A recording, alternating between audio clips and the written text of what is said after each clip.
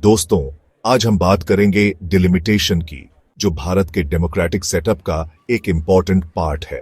सीधे शब्दों में कहें तो डिलिमिटेशन का मतलब है चुनाव क्षेत्रों की बाउंड्रीज को रीड्रॉ करना। ये कॉन्स्टिट्यूएंसीज वो जियोग्राफिकल एरियाज होते हैं जिनको पार्लियामेंट और स्टेट असेंबलीज में इलेक्टेड ऑफिशियल्स रिप्रेजेंट करते हैं। डिलिमिटेशन का मेन गोल है कि हर सिटीजन को पॉलिटिकल सिस्टम में फेयर और इक्वल रिप्रेजेंटेशन मिले। इमेजिन कीजिए, एक केक है जिसे पार्टी में सभी गेस्ट्स में इक्वली डिवाइड करना है। डिलिमिटेशन भी ऐसा ही है जैसे इंडिया की पॉपुलेशन जो केक है उसे इक्वल पीसेस कंस्टिट्यूएंसीज में डिवाइड करना, ताकि हर गेस्ट यानी सिटीजन को रिप्रेजेंटेशन का फेयर शेयर मिले। यह प्रोसेस इसलिए इंपॉर्टेंट है क्योंकि इंडिया की पॉपुलेशन इक्वली डिस्ट्रीब्यूटेड नहीं है। जैसे जैसे पॉपुलेशन बढ़ती और शिफ्ट होती है, कुछ एरियाज ज्यादा पॉपुलेटेड हो जाते हैं दूसरों के मुकाबले। डिलिमिटेशन इन चेंजेस को ध्यान में रखता है। यह कंस्टिट्यूएंसीज की बाउंड्रीज को एडजस्ट करता है ताकि हर इलेक्टेड रिप्रेजेंटेटिव लगभग इक्वल नंबर ऑफ पीपल को रिप्रेजेंट करे। इस प्रोसेस का एम है ऐसी सिचुएशंस को अवॉइड करना जहां कुछ एरियाज का गवर्नमेंट में ज्यादा से हो, सिर्फ इसलिए क्योंकि उनके पास पीयर पर्सन ज्यादा इलेक्टेड रिप्रेजेंटेटिव्स हैं। डिलिमिटेशन के ग्राउंड रूल्स हमारे कॉन्स्टिट्यूशन में ही दिए गए हैं। आर्टिकल्स 82 और 170 स्पेसिफिकली इस प्रोसेस के बारे में बात करते हैं और इसके रूल्स और प्रिंसिपल्स बताते हैं।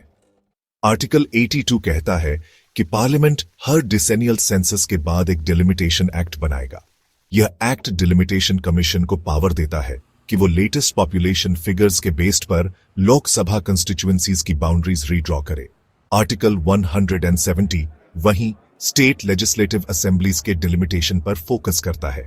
यह बताता है कि कैसे हर स्टेट असेंबली में सीट्स का नंबर डिसाइड होगा।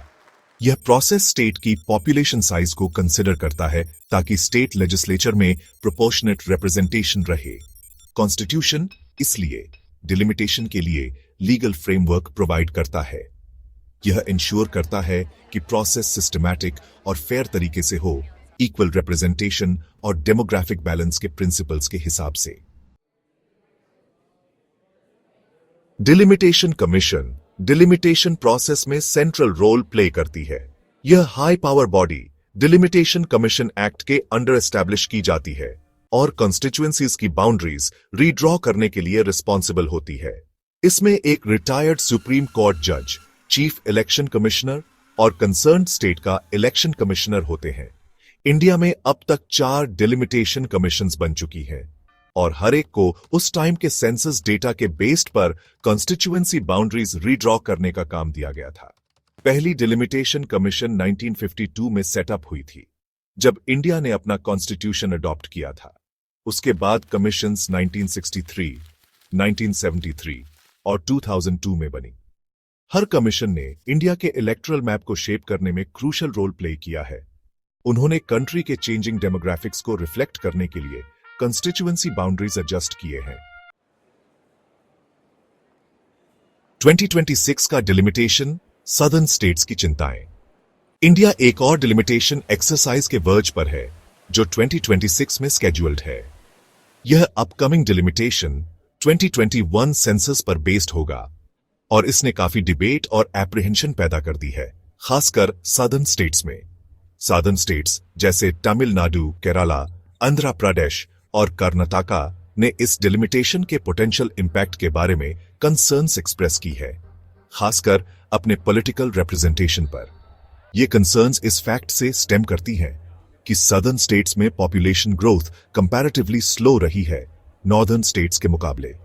पॉपुलेशन ग्रोथ में इस डिफरेंस की वजह से ऐसा लग रहा है कि नॉर्दर्न स्टेट्स को पार्लियामेंट्री सीट्स काफी ज्यादा मिलेंगे सदर्न स्टेट्स के एक्सपेंस पर। प्रोजेक्शन सजेस्ट करते हैं कि उत्तर प्रदेश और बिहार जैसे स्टेट्स की लोकसभा में सीट शेयर काफी बियार आ सकती है। एक बैलेंसिंग एक्ट सबके लिए फेयर रिप्रेजेंटेशन इंश्योर करना। सदर्न स्टेट्स की कंसर्न्स इक्वल रिप्रेजेंटेशन और डेमोग्राफिक रियलिटीज को बैलेंस करने की चैलेंजेस को हाईलाइट करती हैं। सदर्न स्टेट्स का कहना है कि उनके पार्लियामेंट्री सीट्स में सिग्निफिकेंट रिडक्शन से नेशनल लेवल पर उनका पॉलिटिकल इन्फ्लुएंस कम हो जाएगा। उन्हें डर है कि पॉलिसी डिसीजंस में उनकी आवाज की वेट कम होगी और इससे उनके स्टेट्स में रिसोर्सेज और डेवलपमेंट इनिशिएटिव्स के फ्लो पर इंपैक्ट पड़ सकता है। इस डिबेट में की फिगर्स ने अपनी ओपिनियंस दी है और बताया है कि सदर्न स्टेट्स की कंसर्न्स को कैसे एड्रेस किया जाए। Union home minister Amit Shah ने अश्योर किया है कि सदर्न स्टेट सीट्स नहीं खोएंगे और डिलिमिटेशन प्रोसेस सबके लिए फेयर रिप्रेजेंटेशन इंश्योर करेगा। लेकिन ऑपोजिशन लीडर्स जैसे मनीष तिवारी और के स्टालिन ने ऑल्टरनेटिव अप्रोचेस सजेस्ट किए हैं। तिवारी का सजेशन है कि या तो एक नया डिलिमिटेशन फॉर्मूला बनाया जाए या करंट डिलिमिटेशन को 2031 तक फ्रीज कर दिया जाए प्रोजेक्टेड सीट चेंजेस को कम करने के लिए। स्टालिन का प्रपोजल है कि 1971 सेंसस को डिलिमिटेशन के बेसिस के तौर पर अगले 30 इयर्स के लिए यूज किया जाए, 2026 से शुरू होकर। वो ये भी चाहते हैं कि सदर्न स्टेट्स की एक जॉइंट एक्शन कमेटी बनाई जाए ताकि इस इश्यू पर एक यूनाइटेड फ्रंट प्रेजेंट किया जा सके। 2026 का डिलिमिटेशन इंडिया की डेमोक्रेसी के लिए एक कॉम्प्लेक्स चैलेंज है। यह इस जरूरत को हाईलाइट करता है कि एक ऐसा सॉल्यूशन ढूंढा जाए जो सभी स्टेट्स के लिए फेयर और इक्विटेबल रिप्रेजेंटेशन इंश्योर करे और साथ ही उन स्टेट्स की कंसर्न्स को भी एड्रेस करे जिन्हें अपनी पॉलिटिकल वॉइस खोने का डर है।